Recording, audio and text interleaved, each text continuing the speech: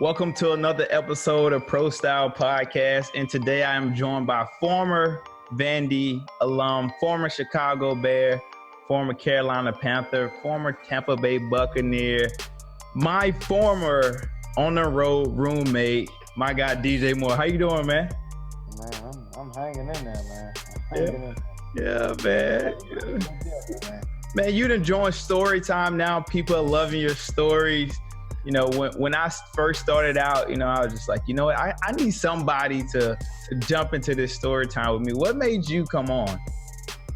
Man, well, honestly, anything that you do, man, I'm happy to be a part of it. I know when I got down to Chicago, even though I was at Vandy, you always had my back or whatever. So you said you need some stories. I know I'm ready to. I was ready to give them. And the thing about the stories, I know I don't really care about much. You know what I mean? I own it. Yeah. Even the first one, I was like, you know what? I don't think I described enough. But you know what? I'll do better next time. Yeah. You kind of get your groove, you get things going. You know, I've read the one that you got going now tomorrow, but I ain't gonna divulge too much on it because that's a really, really good one. I love reading that one. But let's take a step back. You, Pride and Joy Broome High School. I mean, you played basketball, track, football. What was your favorite sport? Honestly, man, it was basketball. I wanted to play basketball just because you didn't have to go outside in the heat all day. Yeah. But for me, it was just I had a better chance at football because you get 25 scholarships. Yeah. Basketball may get a couple. I had a couple of small schools. It was D1, but it wasn't. I felt like it was a better opportunity. So it kind of worked out. And I wanted to play at Vandy, but once you catch a couple of interceptions, you're like, you know what? I'm good. See, that's what a lot of people don't know. I actually tried to go out for the baseball team at Vandy. But after saying some of the SEC records, I went and talked to Coach Bobby Johnson. Was like, hey, I went and had batting practice. Coach Corbin said, I just need your blessing.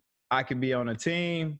He looked me dead in the eye, was like, I can't do it, Earl. like the end, like, don't ask me again. Like, this is the end of this conversation.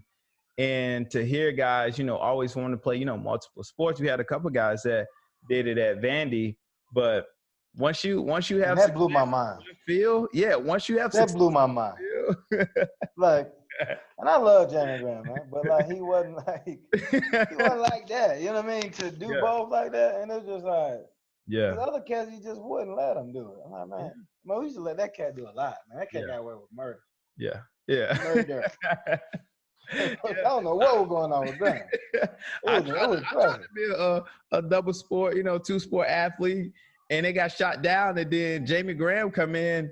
I see him on the basketball team playing football. I'm like, I couldn't get practice for 3-4 weeks and then come back. Like, yeah. Where's he been at? Yeah. But hey, that's just how it's crumbles. Oh yeah, it worked out, man. But you were the state champion in high jump. I'll never forget my first time watching you jump at Vandy at the Rec Center. It was the most bizarre thing I've seen. I'm just gonna be honest. To see you jump that high into dunk a ball. When was the first time you actually dunked? That's my question. Probably middle school. Like 7th grade, I believe it was. So I could jump. Only the problem was I wasn't fast. And how tall are you though? 5'9" even, what they say. Now at the come, I think it was 5'8" and like 3/4, and then but the cat push, the cat pushes not down on top of your head. Oh yeah, they try to. Damn, big fella, like, man, you gonna break? Yeah, that's ridiculous, man. Yeah. So when that just came from just running around a lot or walking from neighborhood to neighborhood. I don't even know what it is. Like other cat doing carry. What you doing? I'm just walking across town all day, and it just kind of came really. And I think my older brother could jump. My younger brother, like, he could fly. Yeah. 5'6" can dunk. Like, he could jump. Wow. You know what I mean? So I think it was just one of them. My mama and dad passed. Well, I don't know who my dad is like that, but he passed something down. So it's all just DNA, all genetics. I think so, but I did work hard, inadvertently anyway. I didn't know I was working hard at the time, but it just always playing, always having the basketball, always being outside. You ain't got cable TV. You got to go outside and do something. That is true. That is very true. So you excel in high school, but then you chose Vandy. Uh, I even ask myself this question sometimes: why Vandy? You know, like for me, I look back at it and say I could have went to Notre Dame and played safety and possibly not made it to the NFL, right? But then, My kids you know, joining the party, man. hey, but then, I go to Vandy, everything works out. What made you choose Vandy? Because I never forget you on your visit. I'll never forget. Man, I'm gonna tell you something. That was really my first really big offer. Cause I remember when Coach Brian came to see me play, I went off. And then I think the next day he offered me, and then he offered Terrell. Terrell, my best friend. We went to school together, so it was kind of a no-brainer once they offered us both. Mm-hmm. Other than Florida State, if Florida State would have said anything, I was gone. You know what I mean, I always wanted to do the Florida State thing, but yeah. South Carolina, they offered me like the day before signing day, like, oh, we got an extra scholarship. Here you go. Like, I'm good. So it was Duke and Kentucky, South Carolina, Vandy, and then all like smaller schools. Mm-hmm. So with the best friend, I think it was just a no-brainer and stuff. And it was the only visit we had took the visit after we had committed. Yeah. But I remember them coming down like, well, y'all don't commit before y'all come out. Like, man, we barely eating at the house. We don't care about no visit. And I remember Coach Jones said, hey, you want us to come see your parents for what? They ain't got nothing to do with them. So I think it just so happened to work out. My grades was okay enough to, you know what I mean, to get in. So yeah, it kind of worked out. South Carolina product. University of South Carolina said, hey, we got this scholarship for you. Tell them no, you come to Vandy, and then we play against South Carolina, and you set records.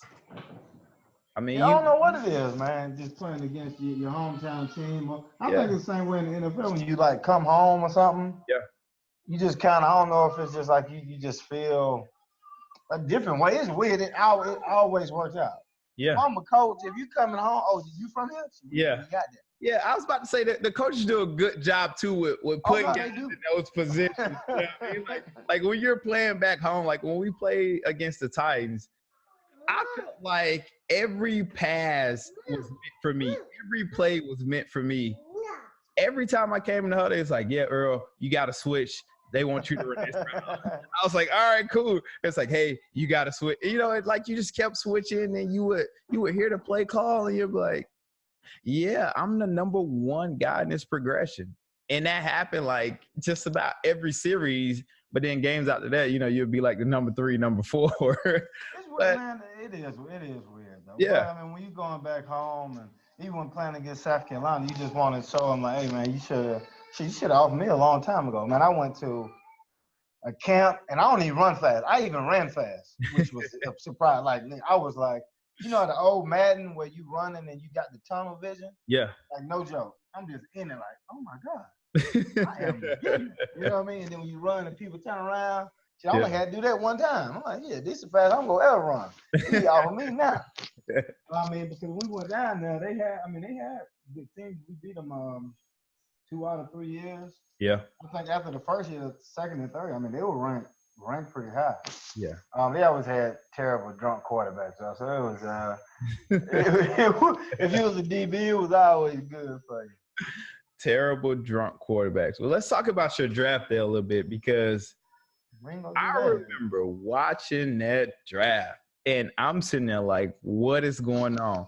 You were like the top cornerback for like, hell, the first, 3-4 rounds until you got drafted. Like, I think there was maybe one guy before you on the draft board as a corner, but after that, that was it.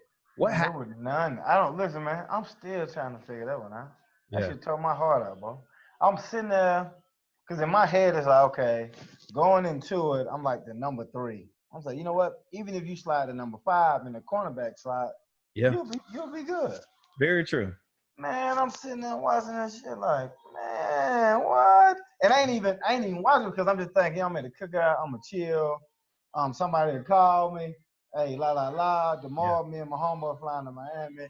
We all good. It's already planned out. Yeah. But as it just kept going and going, and like, And like I'm trying to not be upset, but there's nothing I can do. Like I can't do anything. I mean, just nothing. Yeah.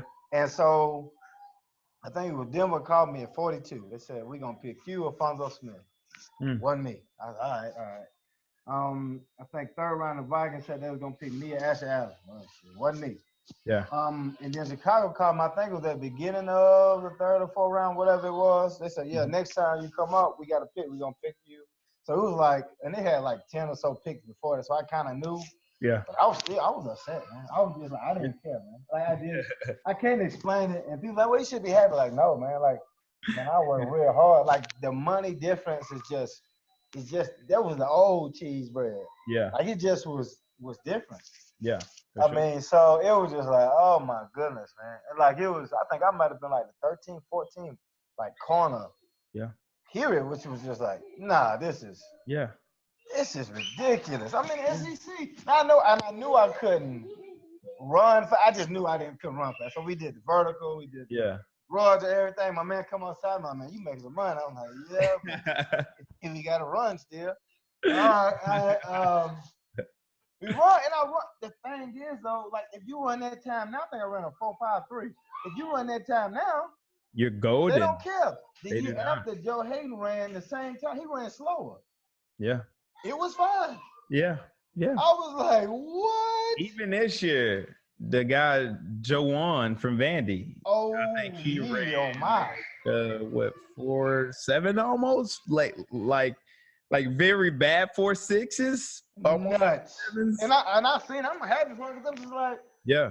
It was really weird. And like the slower cats run now. Because it's like the DBs run slower. The receivers run a little bit slower. Damn linebackers and the ends running like deers or something. I don't know what they doing. It seems like all the fast skill players are transitioning to like the linebacker, D-line position, and they're getting drafted high. That's what's happening right now. But you were drafted by the Bears. You came in instantly. Nickel guy. Guys fell in love with you.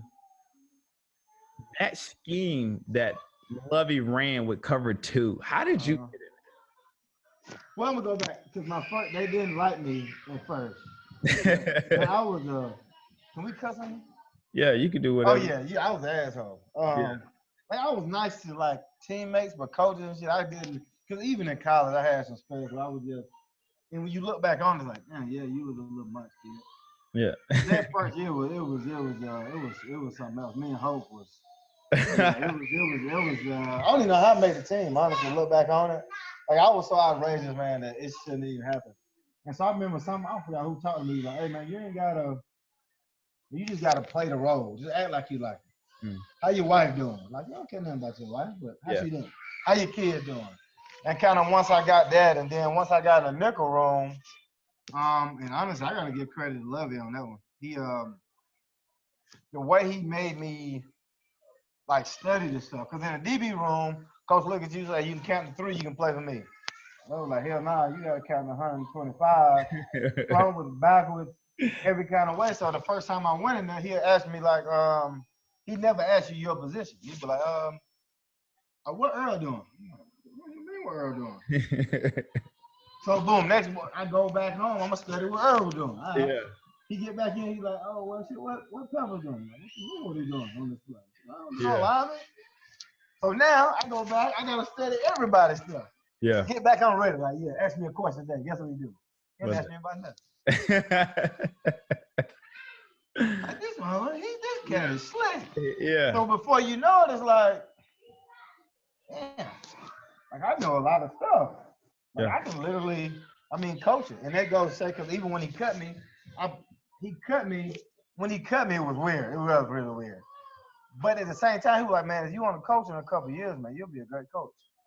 Like, thank you and fuck you. He was like, what? But no, he, like for sure, because before that, I didn't pay attention to the schemes and the blitzes and everything. So when you really get it, it's like the game of like, it'll slow way down for you. Yeah. So I credit him with doing that for me. When I think about Lovey and I think about the defense, and I think about my career, every day I felt like I was going against the best nickel to prepare me for whoever I was playing. So when game day came, like like it was honestly easy for me. Like I didn't care who if I was going against Antoine Winfield. I was like, I go against DJ Moore every day at practice. He's quick. He has route reading ability. He understands, formations. I really didn't care who I played.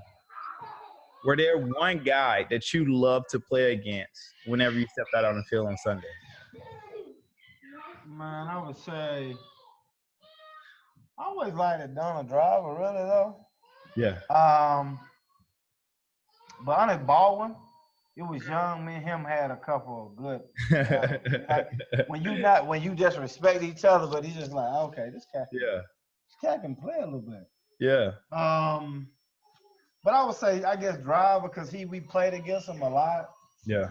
I don't know. Most of us was really quick because when it's on, it's mostly just they're running a certain scheme. They gonna do the same routes against you. Not like playing against Roger because he would wink at you and laugh. You know you in cover two, and he's like, "Nah, I ain't gonna try you today." Like, oh, okay, man, I appreciate that.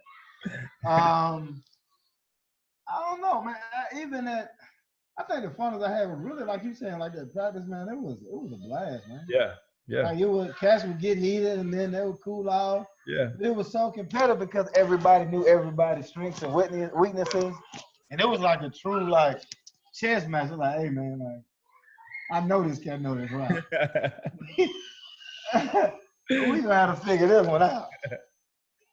Yeah, that I thought that was the best part of it because there were a couple times where you knew exactly where Cutler was throwing the ball. And you just you would beat the receiver to the spot and he would get so ticked off like, oh freaking DJ, he just being an asshole, right? Or DJ. Well, sometimes, honestly, the thing was weird is because I don't know if the coaches realized like, damn, they're doing the signals, like, man, we learn. Like, oh, he did bang 8. Oh, you gonna run bang 8 1-on-1?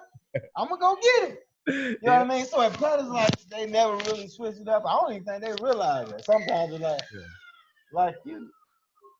No, man, like you gonna get that signal to him right now, like while I'm looking at him.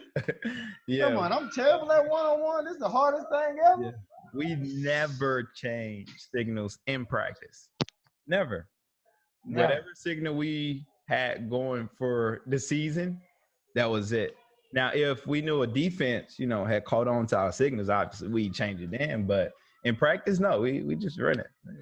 Bang game. Well, even with Cutler, all he had to do was look people off, but he wouldn't. Like he would look at you and they be like, oh, I can stick it in and like, yeah, we really close to each other. You know what I mean? And he would do it every blue moon, but it's like when you know it though, it's like, yeah. If you look anybody else, we moving. Yeah. And you can't get sacked in practice. You should look awesome. Yeah, so let's switch gears a little bit because Pro Style looks at the symmetry between hip hop and sports. And me, I obviously love me some hip hop music. Any artists that you favor? Man, I always liked U.S. Santana. And I don't know, really. I could listen to other people's music, but when I buy his stuff, you know what I mean? When you like people, you can listen to everything. You know what I mean? So I don't know exactly why I started liking him, honestly. Yeah. But other than him, I mean, I just listen. I was a slow jam, genuine type of guy. You know what I mean? Like it was just sometimes the lyrics be just too violent sometimes.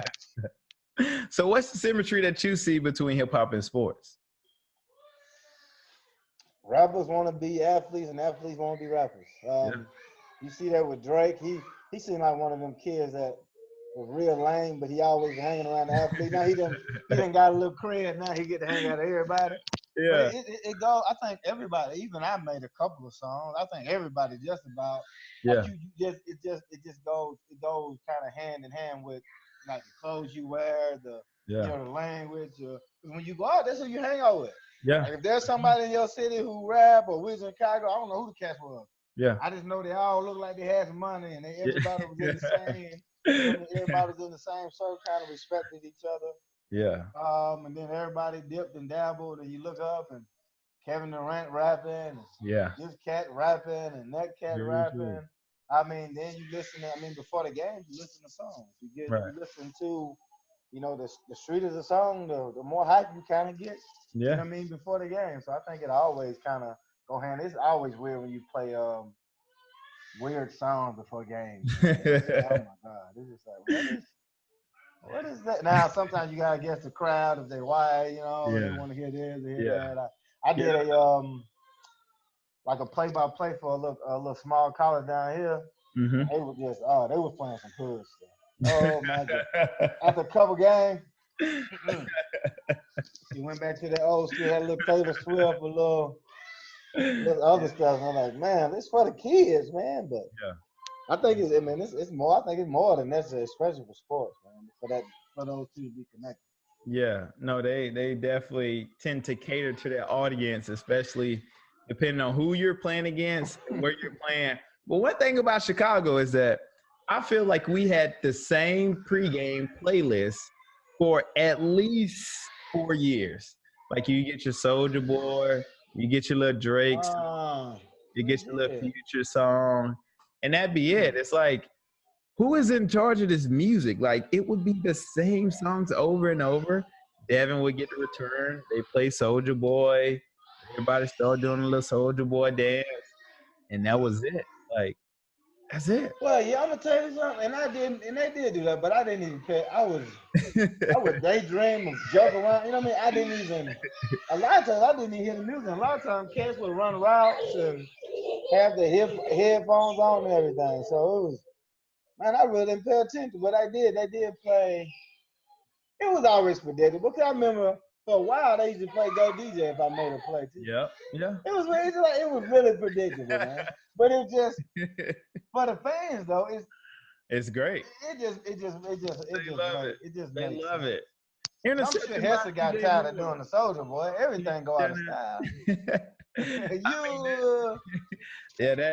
I honestly, after the second year in Chicago, I was like, can we please give my man a more updated song or play something else by Soulja Boy? Like, give me something. We still doing the Yule. Like, this is old now. But hey, you see, what's good about it is that because they create, I guess, a market for you too. Though. Yeah. If you can keep getting it like that. So now, I know when he went back, I seen a little video that when he come out, he still doing. Yeah, you got to do it. He said, "Hey man, you got to get it." Yeah. I need to go back down there one of these days to one of these things. They mail you every day. Yeah. Man, they got something every day. Yeah, I hear they, updated the facility.